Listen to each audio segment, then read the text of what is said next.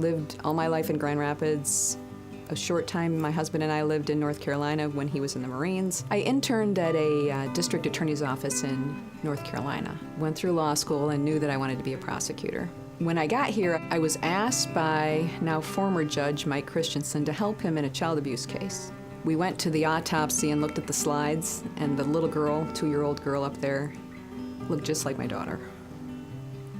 And I knew that there would be nothing better I could do than help kids avoid what I just saw happen.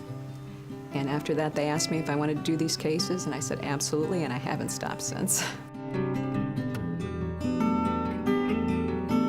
While doing these cases, these poor children, first of all, were being brought into a police department, a very frightening experience. And then we would take them to the emergency room where people may be bleeding, and then they have to talk about things that adults don't even feel comfortable talking about. So we decided we need one interview, and we need all the professionals to come together, forget their turf issues, treat that child, and then let that child go home.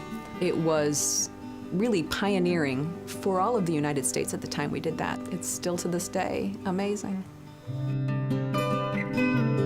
I was very proud to be the first female senior attorney in Kent County's prosecutor's office. I would say most prosecutor's office, most district attorney's offices back then really didn't put a lot of stock in domestic and children's issues. Mr. Forsyth, he recognized the good work that it does for the community, so I am pretty proud of that. I truly have doctors who care enough about children to educate me. They will take the banner up for these kids. I have counselors over at the Y that will come in and say, this is what we need to do, and they heal those kids. You don't see these kind of resources everywhere, and I had this years ago. I mean, this is the trend now, and this is somewhat common now, but I had this almost right out of the gate. So, yeah, we are very blessed here. There was a particular child, a boy child, who was abused in every way. That child was angry, that child was beyond hope, we all thought. There came a point in time just recently where he's moved on through the system. I was over in the courthouse and they said, hey, this child is here to see you. And you know, my immediate thought was, you know what, he's in trouble and he wants my help.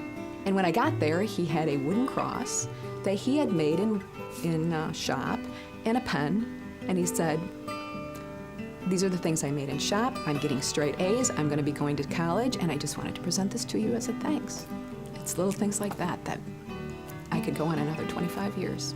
There's no greater feeling in the world, and they deserve the best. And so, well, you know, all of us could go on and make lots of money doing other things. There's nothing more rewarding than that.